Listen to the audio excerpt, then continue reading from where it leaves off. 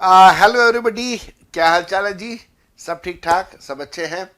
उम्मीद करता हूँ आप लोग सब अपने आप को कोरोना की इस तीसरी जो वेव है इससे अपने आप को बचा के रखेंगे। मेरे बेटा, हम लोग यहाँ पे एक सीरीज कर रहे हैं जिसके अंदर मैं आपको सभी चैप्टर्स के मल्टीपल चॉइस क्वेश्चंस करवा रहा हूँ। काफ़ी सारे चैप्टर्स हम लोग कर चुके हैं और आज मैं आपके साथ एक नया चैप्टर लेके आया हूँ एमसीक्यू की सीरीज में। आप इन एमसीक्यूज को देखिए। अगर आपको कहीं पे कभी कोई डाउट आता है तो मेरे से वो उस डाउट के बारे में जरूर पूछें। आज के ये सेशन स्टार्ट करें उससे पहले एक छोटा सा अनाउंसमेंट है अनअकैडमी के बिहाफ पे। आज 15 तारीख, कल 16 तारीख संडे, कल 16 तारीख संडे को सीए इंटरमीडिएट का कॉम्बैट टेस्ट होने वाला है। इस सीए इंटरमीडिएट के कॉम्बैट टेस्ट के अंदर आपसे 4 सब्जेक्ट्स के 10-10 क्वेश्चंस पूछे जाएंगे जो कि मल्टीपल चॉइस क्वेश्चंस होंगे। आपको 1 घंटे के अंदर आपको ये सारे क्वेश्चंस का आंसर करना है। ये जो 4 सब्जेक्ट्स हैं इनमें से एक सब्जेक्ट टैक्स का भी है जिसके अंदर जीएसटी के क्वेश्चंस कल आपसे पूछे जाएंगे। मेरे बेटा, अगर आप इन टेस्ट में पार्टिसिपेट करते हैं तो फिर आपका ऑल इंडिया बेसिस के ऊपर एक मेरिट बनता है। ऑल इंडिया मेरिट में जो भी टॉप के 3 स्टूडेंट्स होते हैं, टॉप 1, 2 एंड 3, उनको अनअकैडमी की तरफ से 100% फ्री स्कॉलरशिप दिया जाता है। 100% फ्री स्कॉलरशिप है, कोई चार्ज नहीं किया जाएगा आपसे और आपको 1 साल का सब्सक्रिप्शन दिया जाएगा। जिन स्टूडेंट्स का रैंक आता है 4th to 10th उनको 75% का डिस्काउंट या स्कॉलरशिप दिया जाता है और जिनका रैंक 11th से 50th तक होता है उनको 50% का स्कॉलरशिप दिया जाता है। And then anybody scoring rank between 50 and 100 उनको 25% का स्कॉलरशिप दिया जाएगा। इस प्रकार से अनअकैडमी ने अपना एक रिजर्व क्रिएट किया है जहां पे वो 1 करोड़ तक के आपको स्कॉलरशिप देंगे। उनमें से आप भी विनर हो सकते हैं, विजेता हो सकते हैं। इसके लिए आपको बस ये करना होगा कि कल दैट इज 16 तारीख को दोपहर 12 बजे कॉम्बैट में पार्टिसिपेट करना होगा और उसमें पार्टिसिपेट करते समय आपसे पूछा जाएगा एक इनविटेशन कोड जिसको यूज करके आप फ्री टेस्ट दे सकते हैं और इनविटेशन कोड में आप मेरा कोड यूज कीजिएगा, that is CA Johar.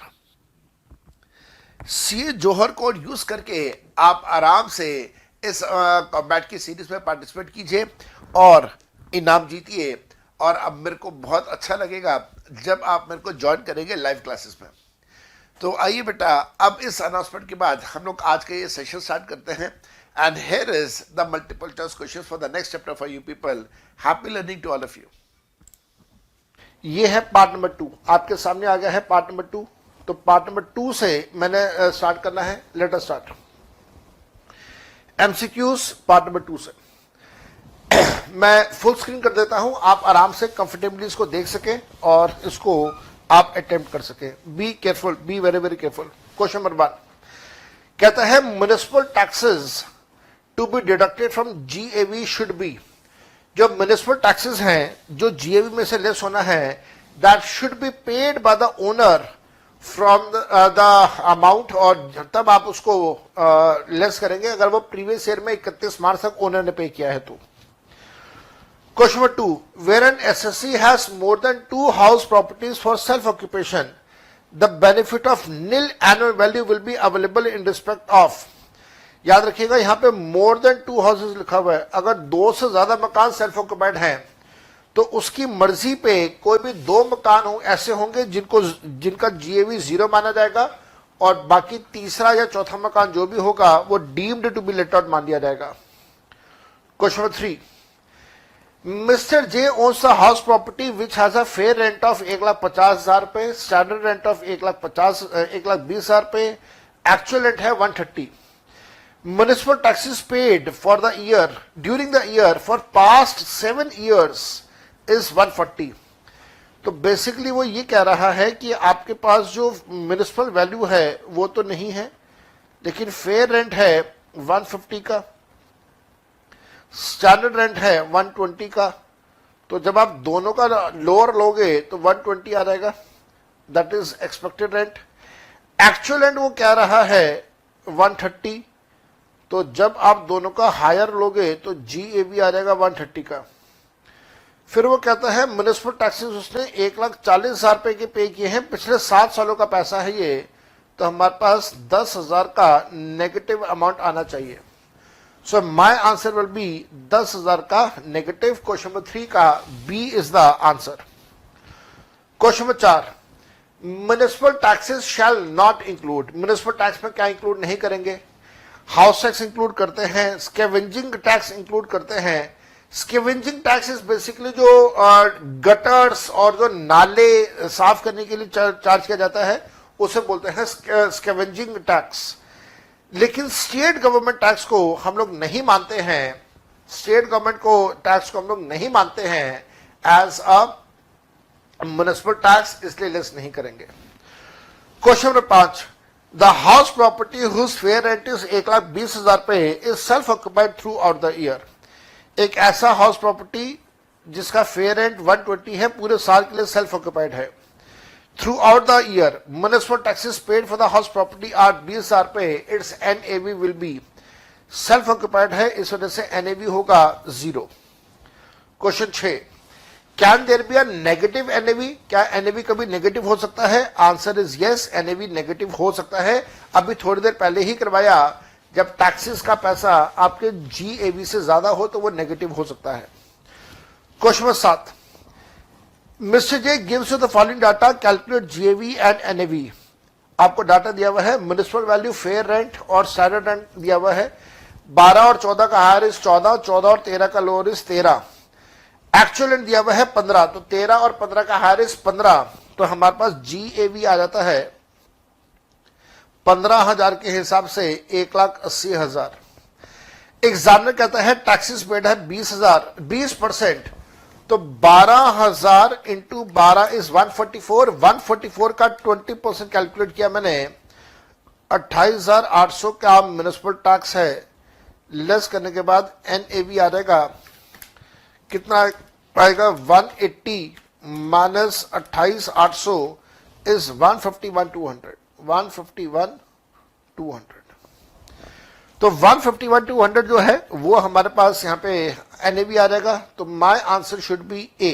Question number 7 का A।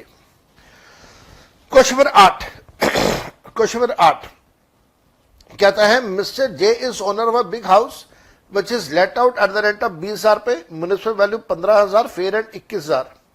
तो 15 और 21 का हार है 21, स्टैंडर्ड रेंट दिया हुआ है 18, 21 और 18 का लोअर है 18। म्युनिसिपल टैक्सेस पेड है 50,000 रुपए, property is vacant for the period of 2 months। तो याद रखिएगा 18,000 को 12 से मल्टीप्लाई कर ले, आपके पास एक्सपेक्टेड रेंट आ जाएगा। 18,000 इंटू 12, 2,16,000 रुपए इज द एक्सपेक्टेड रेंट। तो मैं यहां पे पूरा लिख देता हूं, एक्सपेक्टेड रेंट है 2,16,000। एग्जामिनर कहता है कि उसका जो म्युनिसिपल वो रेंट है वो है 20,000 रुपए, कितने महीने के लिए? 2 महीने के लिए, 10 महीने के लिए। तो रेंट है 2 लाख। मान लीजिए अगर ये वैकेंसी ना होता तो ये एक्सपेक्टेड रेंट से ज्यादा हो जाता, तो इसका मतलब मेरा जो GAV बनेगा वो 2 लाख बनेगा। म्युनिसिपल टैक्सेस पेड जो दिए हुए हैं वो 50,000 रुपए हैं, तो मैं 50,000 यहां पे लेस करूंगा, तो मेरे पास NAV का जो अमाउंट आएगा वो आएगा 1,50,000। सो माय आंसर शुड बी, अच्छा उसके बाद वो कह रहा है हाउस प्रॉपर्टी इनकम निकालो, तो 30% और लेस करूंगा मैं। तो 1,50,000 का 30% और अगर मैं लेस कर दूं तो मेरे पास आ जाएगा फिर बाकी का बचा हुआ कितना पैसा? 150 का 30% लेस करने के बाद, 150 का 30% लेस करने के बाद आएगा 1,05,000। तो मेरा आंसर है GAV का 2 लाख, NAV का 1,05,000 और हाउस प्रॉपर्टी इनकम 1,05,000। तो माय आंसर इज A। सारी कैलकुलेशंस के बाद करके देखिएगा, हो जाएगा आराम से। Question number 9, if annual value of the house property which is let out is negative then deduction shall be allowed under section 24। बिल्कुल, अगर आपका NAV नेगेटिव है तो 24A का डिडक्शन नहीं मिलेगा, लेकिन हाँ 24B का डिडक्शन तो फिर भी मिलेगा। तो आंसर इज 29th का C. 10th, municipal taxes are deducted from, municipal taxes कहां से लेस होते हैं? जीएवी में से लेस होते हैं। 11th, the basis of chargeability of house property under income tax act is, basis of chargeability जो है वो है annual value, question number 11। 12, municipal taxes are to be deducted from, taxes कहां से लेस करने हैं? टैक्सेस आप हमेशा जीएवी में से लेस करते हैं। Where standard rent is not applicable, GAV will be higher off. अगर standard rent applicable नहीं है तो GAV जो होगा वो तीन चीजों का हायर हो जाएगा, म्युनिसिपल वैल्यू, फेयर रेंट और एक्चुअल रेंट। तीनों में से जो सबसे हाई होगा, सबसे बड़ा होगा, that will become as GAV. So my answer is C. 14th, Mr. J is owner of the flat which has a municipal value of 45,000, fair rent is 50,000, standard rent is 48,000. Actual rent is 44,000 rupees for 11 months. There is a vacancy of 1 month. Calculate GAV. बहुत आसान है। 45 और 50 का higher is 50, 50 and 48 का lower is 48। Vacancy आपको दिया हुआ है 44 का। अगर ये वैकेंसी ना होती तो मेरा अमाउंट हो जाता 48 का। इसका मतलब ये हुआ कि मेरा जो अमाउंट आ रहा है वो वैकेंसी की वजह से कम है। अगर वैकेंसी ना होता तो मेरा भी 48 होता। तो ऐसी सिचुएशन में जब आपका expected rent is greater than actual rent because of vacancy, तो आप एक्चुअल रेंट को ही लेते हो एज जीएवी। तो 44 is GAV. 15th, the municipal value determined by the municipal authority is 120, 1,20,000 रुपए का आपको दिया हुआ है municipal value, whereas the annual rent received is 150.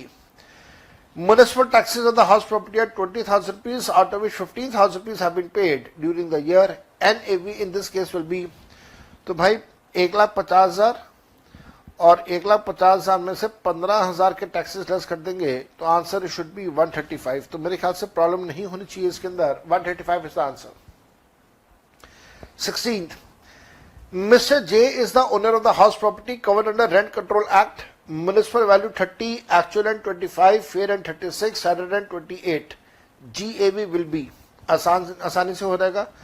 Municipal value दिया हुआ है 30, फेयर रेंट दिया हुआ है 36, 36 और 30 का हायर इज 36, स्टैंडर्ड रेंट है 28, 36 और 28 का लोअर इज 28 और एक्चुअल रेंट दिया हुआ है 25। तो मेरे ख्याल से जीएवी मेरे पास 28,000 रुपीज आना चाहिए। Yes. Question number 7, mister J owns a house property at Delhi which he wants to give it on rent. He seeks your help to determine the expected rent when the monthly municipal valuation is 20, fair rent is 25, तो दोनों का हार is 25, standard rent is 22, तो 20 और 25 का हार is 25, 25 और 22 का लोअर is 22,000 rupees.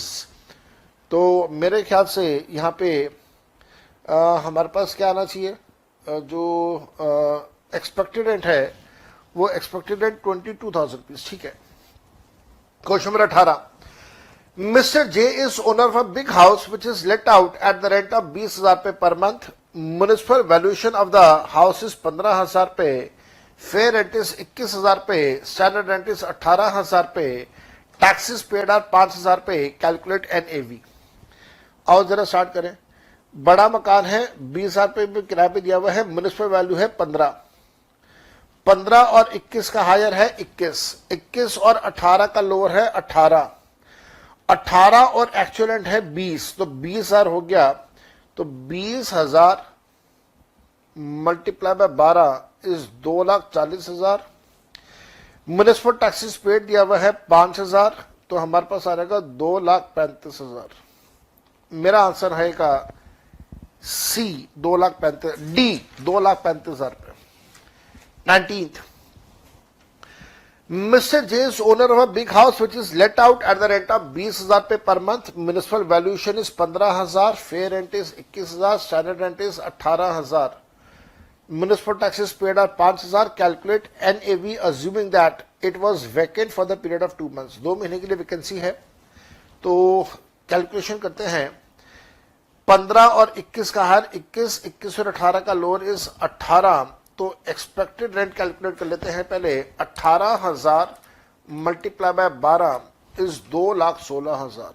ठीक है, कोई चैलेंज नहीं है। जो आपका ये प्रॉपर्टी लेट आउट है वो 10 महीने के लिए लेट आउट है, तो जो रेंट आ रहा है वो है 2 लाख। मान लीजिए अगर ये वेकेंट ना होता तो 2,20,000 पे हो जाता, बढ़ जाता। तो my GAV now will be 2 lakh, GAV will be 2 lakh. Taxes का अमाउंट दिया हुआ है, हाँ जी 5,000 का टैक्सेस का अमाउंट दिया हुआ है, तो मेरे पास NAV जो आएगा वो आएगा 195 का। तो 195, 19th का आंसर इज ए। 20th पे आ रहा है, mister J is owner of a big house which is self occupied. लो जी, कहानी यहीं पे खत्म हो गई। मकान सेल्फ ऑक्यूपाइड है पूरे साल के लिए, और एग्जामिनर कह रहा है आप उसका NAV कैलकुलेट कर दीजिए। अगर मकान सेल्फ ऑक्यूपाइड है तो उसका NAV कितना होगा? NAV होगा उसका 0। 21, एग्जामिनर कहता है mister J is owner of a big house which is self occupied for the full year. Municipal valuation is 15,000 per month, fair rent is 21,000 per month, standard rent is 18,000 per month. पूरे मकान पूरे साल के लिए self occupied है। Calculate NAV of the above house. Above house का NAV will be 0, जो कि डाटा गिवन नहीं है, इस वजह से नन ऑफ द अबव आ जाएगा। क्वेश्चन नंबर 22 स्टार्ट कर रहे हैं हम लोग। Mister J is owner the house which has 2 floors. तो एक मकान है, 2 फ्लोर है। The ground floor is let out at 40,000 per month. तो ग्राउंड फ्लोर और फर्स्ट फ्लोर 2 फ्लोर हो गए, 40,000 पर मंथ के हिसाब से लेट आउट है। तो हमारे पास रेंट 40,000 के हिसाब से आ जाएगा 4,80,000, और यही हमारा GAV बन जाएगा। फर्स्ट फ्लोर सेल्फ ऑक्यूपाइड है, उसका 0 हो जाएगा। एग्जामिनर कहता है municipal tax paid for the full house are 80,000 rupees. तो म्युनिसिपल टैक्स का आधा 40,000 पे यहां पे लेस कर देना, आधा यहां पे लेस हो जाएगा, जो कि 0 रहेगा। हमारे पास आ जाएगा यहां पे NAV का पैसा 4,40,000, यहां पे आ जाएगा 0। 24A में 30% दिया हुआ है, 4,40,000 का 30%, 132, यहां पे आएगा 0। और इंटरेस्ट दिया हुआ है 45,000 रुपीज का, तो इंटरेस्ट का आधा आधा कर देंगे। 45,000 रुपीज का आधा करूंगा मैं तो आएगा 22,500, यहां पे भी आ जाएगा 22,500। तो अगर आप कैलकुलेशन करके देखेंगे तो लेट आउट के केस में आएगा हमारे पास 4,40,000 का 30%, 132 माइनस किया, माइनस 22,500, तो 285,500, और उसमें से 22,500 का जो लॉस है वो सेटअप किया। तो इसको सेटअप करने के बाद आपके पास आता है 263,000।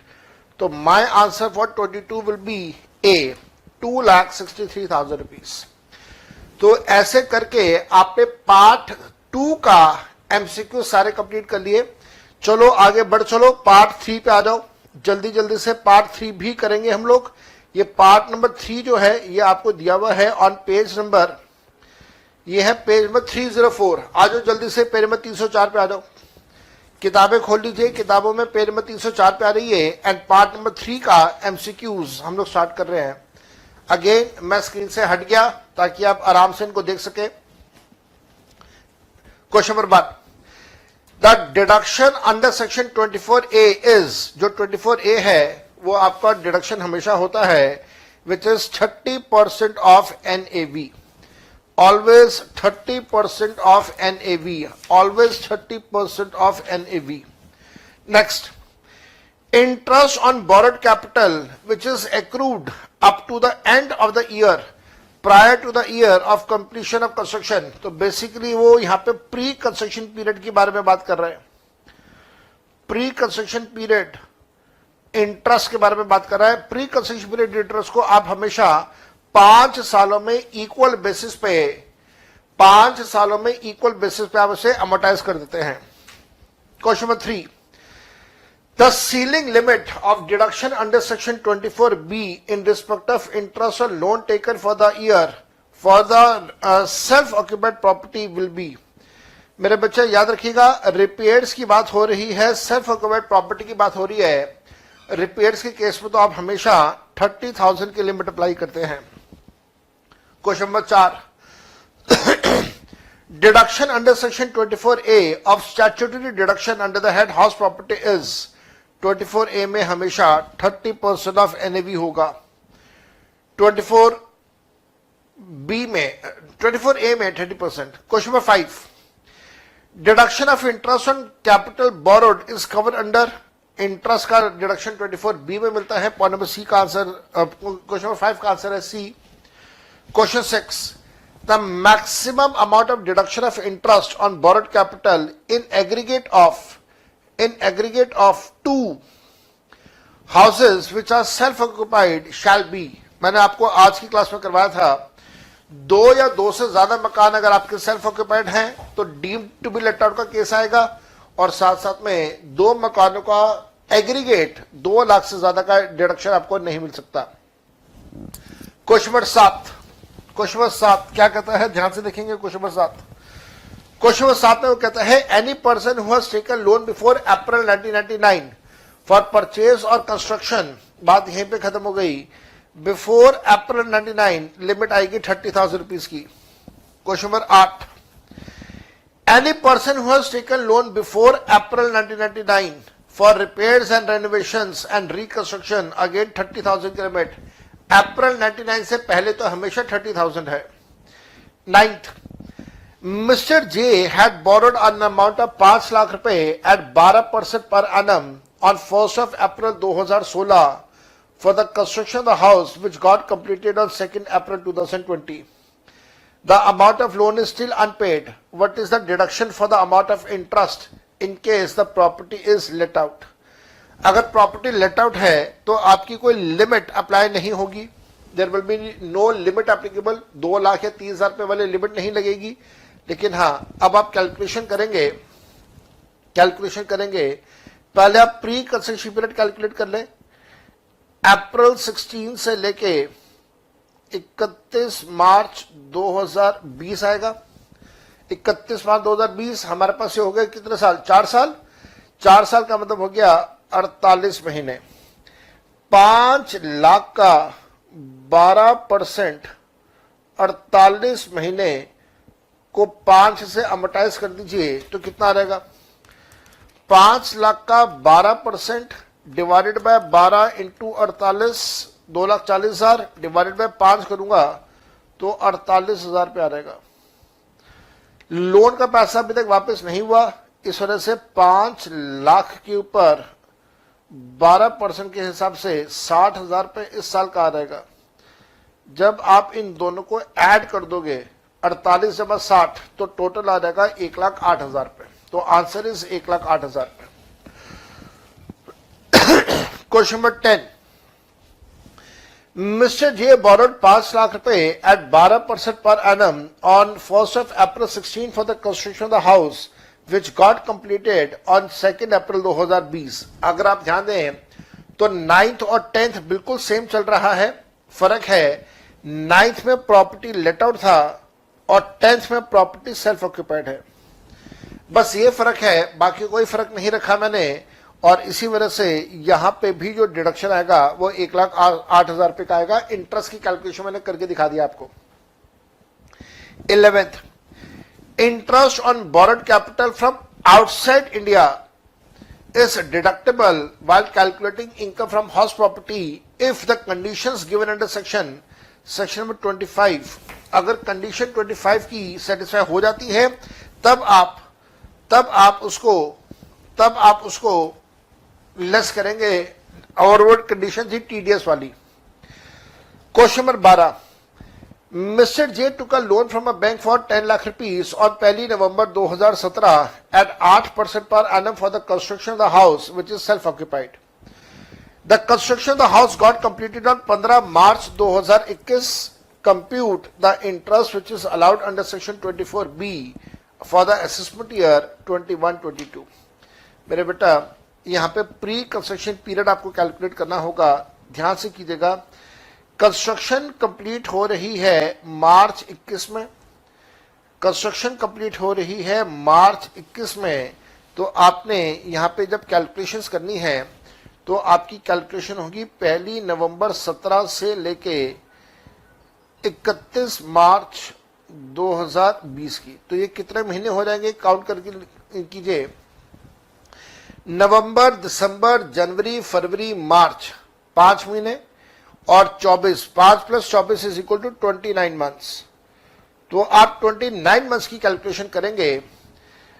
10 लाख का 8%, 29 मंथ्स का टू बी डिवाइडेड बाय 5, आपके पास अमाउंट आएगा 10 लाख का 8% divided by 12 into 29 divided by 5 will be 38,667, 38,667। और उसके बाद आपको दिया हुआ है करंट ईयर का इंटरेस्ट आ जाएगा 10 लाख का 8% इज इक्वल टू 80,000। जब आप इन दोनों को जोड़ देंगे 38,667 प्लस 80,000, तो ये अमाउंट आएगा 11,867। क्वेश्चन नंबर 12 का अमाउंट आ गया A. Question number 13, mister J took a loan from a bank for 1 lakh रुपए on 1 January 2017 at 12% for the construction house which is self-occupied. The construction got completed in January 21 and the full amount of was paid back in January 20. मेरे बेटा ये वही question है जो अभी थोड़ी देर पहले मैंने आपको क्लास में करवाया था। This is the same question that we did in the class few moments ago, या थोड़ी देर पहले जो हमने किया था। स्टिल मैं आपके साथ एक बार डिस्कस कर देता हूं। जो हमारा यहाँ पे प्री कंस्ट्रक्शन पीरियड होगा वो स्टार्ट होगा जनवरी 2017 में और खत्म होगा जब कंस्ट्रक्शन कंप्लीट हो रही है, दैट इज जनवरी 2020 में। तो ये हमारे पास कितने महीने हो गए, ये हमारे पास बनते हैं, काउंट कीजिएगा, 2017, 18, 19, 3 साल के 36 महीने और जनवरी 20, तो दैट मीन्स हो गया ये हमारे पास टोटल 37 मंथ्स। अब 37 मंथ्स की कैलकुलेशन करें। 1 लाख का 12% 37 मंथ्स के लिए टू बी डिवाइडेड बाय 5 कितना आ जाएगा? 1 लाख का 12% divided by 12 into 37 divided by 5, ये आता है 7400 रुपीज। और करंट ईयर जो है 2020-21 का वो है 0, तो 7400 plus 0 is equal to 7400। My answer is 7400 rupees. Question number 14, if an SSC has borrowed money for purchase of a house and interest is payable outside India, then such interest shall 24B में interest का deduction मिलेगा अगर section 25 की condition satisfy हो जाए। और वो conditions क्या है? डिडक्शन मिलेगा अगर टैक्स का टीडीएस काटा गया है, अगर टीडीएस काटा गया है और साथ साथ में वो टीडीएस का पैसा आगे भारत सरकार के पास जमा भी करवा दिया गया है। दोनों कंडीशन हो, टीडीएस काटा जाए, टीडीएस का पैसा सरकार के पास जमा करवा जाए, तो डिडक्शन मिल जाएगा आपको।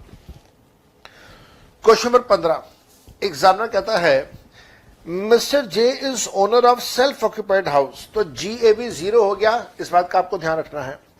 तो याद रखिएगा, GAB 0, municipal tax 0, NAV 0, 24A भी 0, 24B में जो भी इंटरेस्ट होगा उसका डिडक्शन आएगा और आंसर आ जाएगा। यहां पे एग्जामिनर कह रहा है द फेयर रेंट दिया हुआ है, म्युनिसिपल वैल्यूएशन दिया हुआ है, टैक्सेस दिया हुआ है।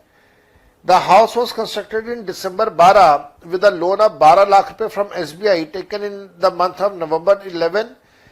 During the year, he has paid back 2,30,000 rupees, which includes 1,68,000 rupees as the amount of interest.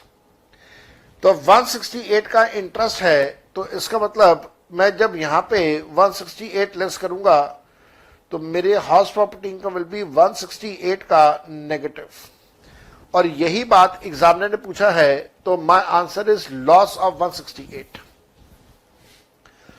Question number 16, Mr. J owns two house properties. The first house property is used half for running of his business and other half is let out at the rent of 40,000 per month. तो 4,80,000 पे आ गया। The second house property is wholly used for the residence by Mr. J, तो उसका 0 आ गया। Municipal value of the two property was 720 each and the municipal taxes paid at 10%. तो 720 7,20,000 का 10% आया 72,000, और उसका भी आधा कर दीजिएगा क्योंकि आधा मकान लेट आउट है 36। तो 480 minus 36 is 480 minus 36 is 480 minus 36 is 444। 24A का अमाउंट लेस कर दीजिए, 24A का अमाउंट लेस कर दीजिए। यहां पे 24A लेस कर दीजिएगा, 24B लेस कर देना, आपके पास आंसर आ जाएगा। मेरे को नहीं लगता कि आपको इसमें कोई बहुत ज्यादा चैलेंज होगा। इंटरेस्ट का कोई डाटा दिया हुआ है क्या?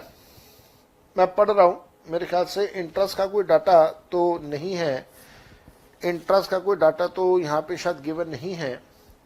तो ये वाला अमाउंट जो आपके पास आएगा 30% लेस करने के बाद ये आएगा 3,10,800। तो my answer is B, 3,10,800। 30% less कर देना, 4,44,000 का 30% लेस करने के बाद आएगा 3,10,800। इसी प्रकार से क्वेश्चन नंबर 17, प्लीज एक बार इसको ट्राई कीजिएगा, इंटरेस्ट से रिलेटेड है, हो जाएगा, ज्यादा दिक्कत नहीं आएगी। क्वेश्चन नंबर 18 को भी ट्राई कीजिएगा। यहाँ पे ये सब कुछ, ये वो बेसिकली क्वेश्चन नंबर 18 में, अच्छा ये मैं आपको बता देता हूँ, क्वेश्चन नंबर 17 का जो आंसर है वो आंसर होगा 156,800। इसको प्लीज एक बार ट्राई कीजिएगा, कोई अगर आपको दिक्कत आती है तो मेरे से प्लीज पूछिए। क्वेश्चन नंबर 18 में वो कह रहा है कि ये प्रॉपर्टी रेसिडेंशियल यूज के लिए है, और क्योंकि वो रेसिडेंशियल यूज के लिए है क्वेश्चन नंबर 18 में, इस वजह से जो मैक्सिमम एलिजिबल डिडक्शन होगा वो 2 लाख रुपए का होगा। फिर क्वेश्चन 19 आप अगेन इसको ट्राई कीजिएगा। आपको यहाँ पे वो बता रहा है कि अप्रैल 16 में लोन लिया था और कंस्ट्रक्शन कंप्लीट हो रही है मार्च 20 में, तो 1 अप्रैल 2016 से 31 मार्च 19, दैट इज 36 मंथ्स के लिए आपने कैलकुलेशन करना है। 5 लाख का 12% आप कैलकुलेशन करेंगे for how many months, for 36 months if I am not mistaken, और फिर आप उसको 5 से डिवाइड कर देना, तो कितना आ जाएगा, 5 लाख का 12% divided by 12 into 36 divided by 5, तो ये आ जाएगा 36,000 पे। तो 36,000 पे आ गया प्री कंस्ट्रक्शन का, और करंट ईयर का 5 लाख का 12% आ जाएगा जो कि होगा 60,000। 60 प्लस 36 इज इक्वल टू 96,000। तो 19 का आंसर है बी। और इसी प्रकार से क्वेश्चन नंबर 20 भी आपका आराम से हो जाना चाहिए, आई डोंट थिंक कि आपको दिक्कत आएगी। क्वेश्चन नंबर 20 पढ़ लेता हूं मैं एक बार आपके लिए। Mr. J is owner of the house property which is let out at a rent of 60,000 rupees. J Limited had paid the municipal taxes of 80 and took a loan from bank in Australia for purchasing the house. It has paid interest of 120. Calculate the house property income if Mr. J has not done TDS on such an interest and neither bank has paid any tax on this amount. तो आपको interest का deduction नहीं मिलेगा, तो मेरे ख्याल से आराम से आप कैलकुलेशन कर लोगे। जो आपको रेंट दिया हुआ है, वो रेंट आपको दिया हुआ है कितना, 60,000 रुपीज का। तो 60,000 रुपीज का रेंट है, 60,000 मल्टीप्लाई बाय 12 अगर आप करेंगे, 60,000 मल्टीप्लाई बाय 12 करेंगे 720 आ जाएगा। इस 720 में से आप माइनस कर दीजिएगा म्युनिसिपल टैक्सेस जो आपने पे किए हैं। कितने हैं म्युनिसिपल टैक्सेस, 80,000 के, तो 80,000 के वो लेस कर दीजिएगा, 30% और लेस कर दीजिएगा। तो अगर मैं आपके लिए कैलकुलेशन कर दूं तो 60,000 मल्टीप्लाई बाय 12 इज 720 -80 इज 640। 640 का 30% भी अगर मैं माइनस कर दूं तो जो बाकी का 70% है वो है 448। तो 448 is the answer. The last one, J Limited is owner of the house property which is let out at the rent of 60,000 रुपए per month. J Limited has paid municipal taxes of 80,000। मतलब same question है और examiner कह रहा है कि calculation करो कि अगर उसने टीडीएस काटा है और टीडीएस काटने के बाद सरकार के पास जमा करवा दिया है तो जो 448 था पिछले क्वेश्चन में उसमें से आप इंटरेस्ट का पैसा 120 का और लेस कर दीजिए, आपका आंसर आ जाएगा। कितना आएगा जी? 328 आ जाएगा। तो my answer will be 328, that is B is the answer. Part 4 पे चलते हैं जल्दी से। पार्ट 4 के भी एमसीक्यूज फटाफट करवा देता हूं मैं आपको, फिर पार्ट 5 के भी थोड़े से एमसीक्यूज हैं वो भी करवा के क्लास को वाइंड अप कर दूंगा मैं। एमसीक्यूज पार्ट नंबर 4 के एमसीक्यूज दिए हुए हैं, आसान से हैं, ज्यादा मुश्किल नहीं होंगे। एग्जामिनर कहता है the treatment of unrealised rent for determining income under the head house property. Unrealised rent को हम लोग हमेशा लेस करते हैं from actual rent. Next, mister J receive 30,000 rupees as arrear of rent. अगर आपको 30,000 मिल रहा है तो 30,000 का 70% टैक्सेबल होगा। 3 7 21, answer is 21,000। Question number 3, Mr. J has received 90,000 rupees in May 2020 towards recovery of unrealized rent, which was deducted during this legal expenses 20,000 पे दिए हुए हैं जो कि irrelevant है। तो 90,000 का 70% is 9 7 63। Question number 4, Mr. J and Mr. S are co-owners of the self-occupied property and they own 50% share each. The interest paid by each co-owner during the year on the loan is acquisition of property during the year is 2005 is 2,05,000 रुपए।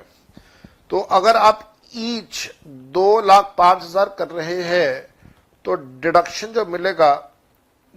जो मिलेगा under section 24 B वो होगा 2 लाख रुपए का deduction. Each होगा, ये 2 लाख रुपए ईच आएगा। तो क्वेश्चन में 4 का आंसर होगा 2 लाख रुपए each. Next, the treatment of unrealised rent is given under section. The treatment of unrealised rent is given under explanation to section 23 subsection 1। Sixth, Mr. J was allowed deduction of unrealized rent to the extent of 40,000 rupees in the past when the unrealized rent was also 40,000 rupees. He is able to recover from tenant 35,000 rupees as full and final settlement. तो जो 35,000 rupees की recovery है, आप 35,000 rupees का 70% taxable कर देंगे तो 24,500 आएगा if I am not mistaken.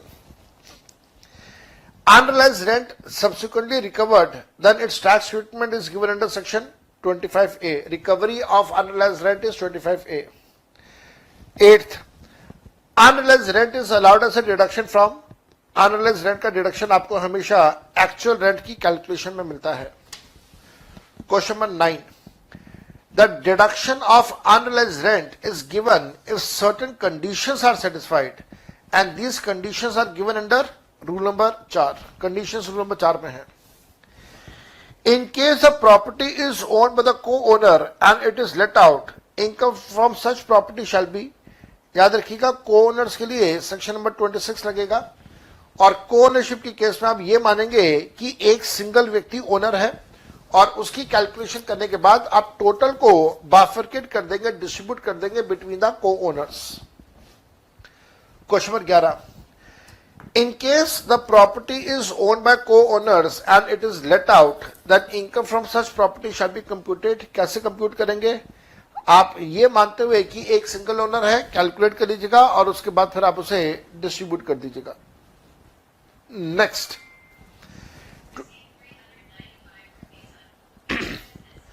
Mister J has let out the property eight 20,000 रुपए per month during the year. The municipal tax on lettered property was enhanced retrospectively and hence she paid 60,000 रुपए as municipal tax which includes area of municipal taxes of 45,000 रुपए। तो ठीक है, कोई दिक्कत नहीं है।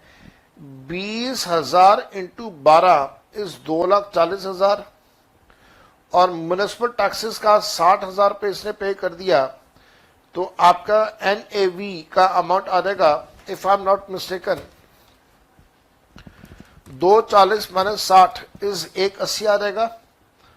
और इस 180 में से 24A का आप डिडक्शन और लेस कर दीजिएगा 30%, जो कि है 54,000, तो माइनस कर देंगे तो ये आप आएगा 1,26,000 रुपए। तो मेरे ख्याल से कोई इश्यूज नहीं होने चाहिए। अच्छा, एक छोटा सा करेक्शन है, वो आप कर लीजिएगा। जब आप पेज नंबर 315 पे जाएंगे, पेज नंबर 315 पे जब आप जाएंगे, 15 होगा यहाँ, पेज नंबर 315 ये दिया हुआ है जी, पेज नंबर 315। पेज नंबर 315 पे आपको नीचे एक टॉपिक दिया हुआ है, when income from the house property is not chargeable to tax। यहां पे आपका पॉइंट नंबर C दिया हुआ है, self occupied house annual value of one self occupied house shall be taken to be nil. ये जो 1 लिखा हुआ है, इस 1 को कट ऑफ कर दीजिएगा और 1 की जगह 2 आ जाएगा। तो आप ये छोटा सा करेक्शन कर लीजिएगा। और उसके बाद हमारे पास MCQs का पार्ट नंबर 5 आ जाता है। क्वेश्चन नंबर 1 कहता है examiner that the composite rent of let out house is taxable as. जो कॉम्पोजिट रेंट है ये टैक्सेबल होगा या तो बिजनेस एंड प्रोफेशन में या इनकम फ्रॉम अदर सोर्सेज में, जो कि डिपेंड करेगा बहुत सारे और फैक्टर्स के ऊपर। Question number 2, when a share of each co-owner of the house property is not definite या defined, the income from such property shall be। मेरे बेटा, अगर को-ओनर का शेयर आप कैलकुलेट नहीं कर पा रहे हैं, तो फिर उसका एक तरीका तो ये है कि आप इक्वली कर दें, तो इक्वली का आंसर भी आ सकता है। और दूसरा हमारे पास यहां पर तरीका ये है कि जो अक्सर सरकार करती है, इनकम टैक्स डिपार्टमेंट करता है, कि वो उसकी assessment as an association of person कर देते हैं। तो आप दोनों में से कोई भी एक आंसर मार्क करना चाहो तो आप कर सकते हैं। बेटर रहेगा आप पॉइंट नंबर C को मार्क कीजिएगा, that is it will be taxable as association of persons. Question number 3 कहता है GGC Limited constructed staff quarters and has let out the same during the year. Its rent received is 7,50,000 रुपए by way of rent from the employee during the year. The rental received is taxable as। देखो, अगर तो ये staff quarters business को smoothly चलाने के लिए है, फिर तो rental income is taxable as business income. लेकिन यहां पे ऐसा कुछ लिखा नहीं हुआ, इस वजह से रेंटल इनकम को आप हाउस प्रॉपर्टी में ही टैक्सेबल करिए। अगर आप अज्यूम करते हैं कि it is for the smooth running of the business, तो आपका आंसर बी हो जाएगा, income from business. Question number 4, when the house property is let out at a monthly rent of 25,000 रुपए during the year and maintenance expenses by way of salary to the sweeper and watchman is 6,000 रुपए, the income from house property would be। तो भाई देखो, ऐसा है 6,000 के time जो amount है उसको तो आप लेस करोगे नहीं, तो 25,000 का 12 से मल्टीप्लाई करेंगे तो 3 लाख 3 लाख आ जाएगा। म्युनिसिपल टैक्स पेड है नहीं, तो जो NAV है वो भी 3 लाख आ जाएगा। 24A का 30%, 3 3 9, तो 90,000 आ जाएगा। तो हाउस प्रॉपर्टी इनकम 2,10,000 रुपये आ जाएगा। My answer should be question number 4 का B, 2,10,000 रुपये। इसके नीचे आपको टॉपिक दिया हुआ है the questions which you should do for your practice. तो मैंने आपको बहुत सारे क्वेश्चंस करवाए हैं, आप प्रैक्टिस के लिए बाकी की क्वेश्चंस करिए। और मैं अब चाहूंगा कि कुछ क्वेश्चंस, नॉट ऑल, मैं सारे नहीं करना चाहता, मैं कर भी नहीं पाऊंगा, टाइम भी शायद थोड़ा सा लिमिटेड है मेरे पास, लेकिन मैं चाहूंगा कि 1-2 क्वेश्चंस मैं आपके साथ डिस्कस कर दूं जो एग्जाम में क्वेश्चंस आते हैं, ताकि आपको आइडिया मिल जाए कि एग्जाम में क्वेश्चन किस प्रकार से आते हैं। आप लोगों को हमारी तरफ से ये वाली किताब दी जा चुकी है जिसका नाम है प्रोडिजी। प्रोडिजी किताब आप लोगों को दी जा चुकी है। ये जो प्रोडिजी किताब है इसके अंदर आपको एग्जाम के क्वेश्चन सॉल्व करके दिए हुए हैं। सीए के, सीएमए के नहीं है, कंपनी सेक्रेटरी के नहीं है। कंपनी सेक्रेटरी और सीएमए वालों स्टूडेंट्स को हमने ये किताब नहीं दी है, उनको जरूरत नहीं है। लेकिन हाँ, सीए वालों को ये किताब हमने दी है और सीए वाले स्टूडेंट्स को इस किताब में से क्वेश्चंस करने चाहिए। सीएमए वाले स्टूडेंट्स आपसे रिक्वेस्ट कर रहा हूं, ये वाली किताब अलग से परचेज कर लीजिए, क्वेश्चंस कर लीजिए। कंपनी सेक्रेटरी वाले स्टूडेंट्स को अलग से करने की जरूरत नहीं है, आपके एमसीक्यूज मैंने कवर कर दिए हैं। और आपको एक बात बता देता हूं, जो मैंने आपको एमसीक्यूज करवाए हैं उन एमसीक्यूज के अंदर कंपनी सेक्रेटरी एग्जाम के क्वेश्चंस को भी कवर किया हुआ है। चले, तो अब जरा एक दो क्वेश्चन मैं आपके साथ डिस्कस कर देता हूं, ओनली फॉर द सेक कि आपको समझ आए कि हाँ ऐसे ही क्वेश्चंस हम लोगों ने क्लास में भी किए हैं। नवंबर 18 में 7 नंबर का एक क्वेश्चन था। एग्जामिनर कहता है, Mrs Diksha Khanna is a resident of India and owns a house property at Bhiwani in Haryana. The municipal value of the property is 7.5 lakh rupaye, the fair rent of the property 6,30,000 rupaye and standard rent is 7,20,000 रुपए। The property is let out at 75,000 rupees per month from April 20 to December 20. Thereafter, tenant vacated the property and Mrs. Diksha Khanna used the property for the self-occupation. The rent for the month of November and December, 2 महीने का rent है, नवंबर का और दिसंबर का, could not be occupied या realized from the tenant. The tenancy was bona fide, but defaulting tenant was in occupation of another property of the SSC. ये वाली line देखिएगा। अब आपको याद करो रूल नंबर 4। रूल नंबर 4 में मैंने आपको कहा था कि सारी कंडीशन सेटिस्फाई होनी चाहिए और उनमें से एक कंडीशन ये थी कि जो किराएदार है उस किराएदार के पास आपकी कोई और प्रॉपर्टी नहीं होनी चाहिए। अगर किराएदार के पास कोई और प्रॉपर्टी है तो आपको अनरियलाइज्ड रेंट का डिडक्शन नहीं मिलेगा। वही वाला कंसेप्ट यहां पे आ गया, अनरियलाइज्ड रेंट का डिडक्शन आपको नहीं मिलेगा। She paid municipal taxes of 12% during the year and interest of 35,000 रुपए during the year towards the borrowed capital for the repairs of the house property. You are required to compute the income from house property for the assessment year. 7 number का question था भाई, इसमें क्या था ऐसा जो हमने क्लास में डिस्कस नहीं किया हुआ, तो आपको ये जरूर करके जाना चाहिए। और साथ साथ मैं आपसे रिक्वेस्ट करूंगा कि आप इसी प्रकार के बाकी जो क्वेश्चंस हैं उनको भी जरूर करिए। एक टॉपिक मेरे को अभी ध्यान आया कि जो शायद हमने क्लास में अभी तक डिस्कस नहीं किया, तो मैं एक टॉपिक, आखिरी टॉपिक है, ये मैं आपको करवा देता हूं, इसको भी लिख लीजिएगा। समहाउ मैं मिस कर गया आपका ये टॉपिक, लिखिएगा। House property located in foreign country, house property which is located in a foreign country. अगर प्रॉपर्टी फॉरेन कंट्री में लोकेटेड है तो आप क्या करेंगे, कैसे करेंगे, ध्यान से करेगा। If house property is located in foreign country, मकान कहां पे है, विदेश में है, point number A, and rent is received in India. Rent का क्या हुआ, rent is received in India. अगर रेंट रिसीव्ड इन इंडिया है तो इसका मतलब this is an Indian income. In such case house property income is taxable in India for ROR, for NOR, for NR, सबके लिए टैक्सेबल करेंगे आप। अगर रेंट रिसीव्ड इंडिया में है, point B, and rent is received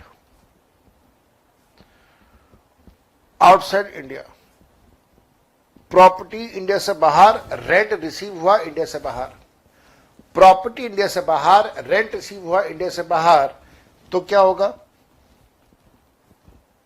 in such case In such case, house property income is taxable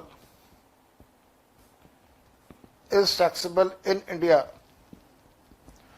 only for ROR। याद रखना, residential status का टॉपिक में हम लोगों ने ये डिस्कस किया था कि rent received earned outside India, rent received outside India, foreign income is taxable in India only for ROR। सबके लिए टैक्सेबल नहीं होगा, सिर्फ ROR के लिए टैक्सेबल होगा। साथ में नोट लिखिएगा, municipal taxes paid outside India will be allowed to be reduced to calculate NAV। इससे रिलेटेड मैंने आपको क्वेश्चन दिया हुआ है, मेरे को याद आता है किताब के अंदर तो गिवन है, किताब के अंदर भी गिवन है और मेरे ख्याल से उसके अलावा वहां पे भी गिवन है। एक मिनट, मैं किताब का क्वेश्चन ढूंढ लेता हूं कौन सा है। ओ यस, ये दिया हुआ है, एग्जाम्पल नंबर 316 है। बस ये लास्ट एग्जाम्पल करेंगे, क्लास को वाइंड अप कर देंगे। इलस्ट्रेशन नंबर 316 है, पेज नंबर 312 है। किताब खोल लीजिए दोबारा से और इसको हम लोग वाइंड अप करते हैं। जल्दी से इसे हम लोग वाइंड अप करते हैं। किताब खोल लेते हैं, किताब में पेज नंबर 312 पे आ जाते हैं। पेज नंबर 312 ये रहा जी, किताब का पेज नंबर 312 कहाँ गया भाई? पेज नंबर 312 ये रहा, और ये पेज नंबर 312 और पेज नंबर 312 पे ये आपको एग्जाम्पल दिया हुआ है 316। मैं फुल स्क्रीन कर देता हूं ताकि आप आराम से इसे पढ़ सके। Mrs. Indu is a resident individual, owns a house in USA. She receives a rent at the rate of $2,000 per month. She paid municipal taxes at the rate of $1,500 during the year. She also owns a 2-storied house at Mumbai. The ground floor is used for her residence and the first floor is let out at 41,000 rupees per month. Municipal taxes paid for the full house are 75,000 rupees. Mrs. Indu had constructed the house by taking a loan from the Nationalized Bank in June 2015. She repaid 94,000 rupees, including the interest of 74,000 rupees. The total value of $1 to be taken at 65 rupees. Compute the total income of the house property of Mrs. Indu for the year. ये question आपके exam में आया था, CA के exam में आया था नवंबर 2008 में, और इसकी वेटेज है 7 मार्क्स की। तो आइए जल्दी से ये वाला कंसेप्ट हम लोग कंप्लीट करते हैं। Mrs Indu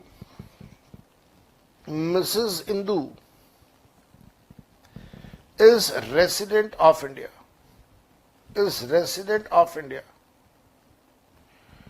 and she receives rent of USA house in India, and thus it will be taxable in India। आपके मन में बात आई होगी कि क्या सर ये इनकम यूएसए में टैक्सेबल होगी या नहीं होगी? बिल्कुल होगी। फिर आपके मन में बात आएगा, सर ये क्या बात हुई, यूएसए में भी टैक्सेबल, इंडिया में भी टैक्सेबल? ऐसा ही होता है मेरे बेटा, और इसी वजह से सेक्शन नंबर 90, 90A, 91 में डबल टैक्सेशन का ट्रीटमेंट गिवन है, जो हम लोग अक्सर डिस्कस करते रहते हैं। और रेसिडेंशियल स्टेटस के चैप्टर में मैंने उसका डिटेल में आपके साथ डिस्कस किया था। लेकिन अभी मैं आगे चलूंगा, यहां से अभी आगे चलूंगा, यहां पे लिखूंगा यूएसए हाउस, यहां पे लिखूंगा बॉम्बे हाउस। और ध्यान देना, जो बॉम्बे हाउस है वो बॉम्बे हाउस भी आधा लेट आउट है, आधा सेल्फ ऑक्यूपाइड है। जो बॉम्बे हाउस है वो भी आधा लेट आउट है, आधा सेल्फ ऑक्यूपाइड है। तो ये बन गया लेट आउट, ये बन गया लेट आउट, ये बन गया सेल्फ ऑक्यूपाइड। GAV कैलकुलेट करते हैं। यूएसए हाउस जो है उसका रेंट आपको गिवन है $2000, $2000 12 महीने और 65 रुपए का $1। और जो यहां का बॉम्बे का है, बॉम्बे का आपको दिया हुआ है 41,000 रुपए पर मंथ, 41,000 पर मंथ। तो 41,000 को मैंने 12 से मल्टीप्लाई किया तो आया $4,92,000 रुपीज। तो $2,000 multiply by 12, $24,000 multiply by 65 rupees. तो इंडियन करेंसी के मुताबिक ये होगा 15,60,000। सेल्फ ऑक्यूपाइड के केस में 0। Municipal tax paid, tax paid municipal tax का डाटा गिवन है। हाँ, यूएसए का भी गिवन है $1,500। तो 1500 इंटू 65 करूंगा मैं, 1500 इंटू 65 करूंगा तो आ जाएगा 97,500। और जो बॉम्बे का लेट आउट है उस केस में क्या करेंगे, टोटल दिया हुआ है 75,000 का, आधा करूंगा तो आएगा 37,500। लेट आउट के केस में लेस होगा, सेल्फ ऑक्यूपाइड की केस में लेस नहीं होगा।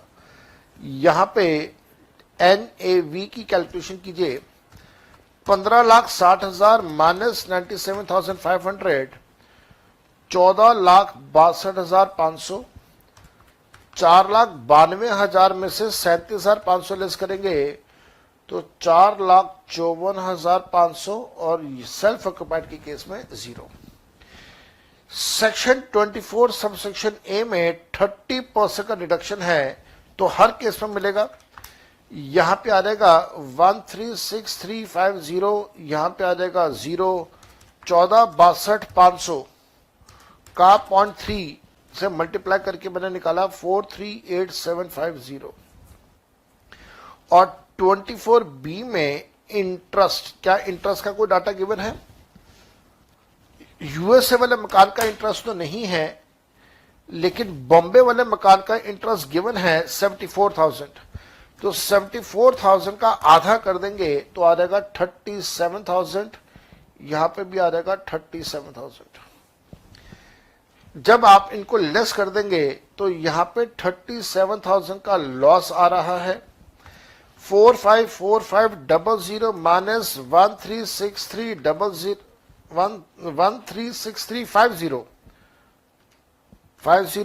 माइनस 37,000, ये आता है 28,1150 पॉजिटिव। 14,62,500 का 30% लेस करने के बाद आता है 10,23,750। तो अगर मेरे को अपनी नेट हाउस प्रॉपर्टी इनकम निकालनी हो तो क्या करेंगे, 28,1150 प्लस दैट माइनस 37,000, मेरा अमाउंट आ जाएगा 12,67,900। This is the topic of property located in a foreign country. मेरे बेटा, यहां जाके हमारे चैप्टर कंप्लीट है। एग्जाम के क्वेश्चंस जो हैं वो मैं आपके साथ डिस्कस एक कर पाया, बाकी नहीं कर पाया, माफी क्षमा। लेकिन आपसे उम्मीद कर रहा हूं कि आप लोग खुद वो क्वेश्चंस करेंगे और उसको डिस्कस करेंगे मेरे साथ। जहां पे भी आपको डाउट हो वो मेरे से जरूर पूछेगा, हेजिटेट मत कीजिएगा। आपके पास मेरे दोनों नंबर हैं। You are always welcome to give me a call regarding the same. आपकी तरफ से फोन आता है मेरे को हमेशा अच्छा लगता है आपसे बात करके। आप लोग मेरे से व्हाट्सएप के ऊपर डाउट्स पूछ रहे हैं, मैं देख पा रहा हूं। कुछ स्टूडेंट्स रेगुलरली डाउट्स पूछ रहे हैं, मैं उनको जवाब भी दे रहा हूं। जो डाउट्स नहीं पूछ रहे हैं, जो पढ़ाई नहीं कर रहे हैं, आपसे रिक्वेस्ट है पढ़ाई अच्छे से कीजिए, डाउट्स पूछिए। I will be more than happy to serve you. Next class में नया चैप्टर स्टार्ट करेंगे। Till that time, bye bye.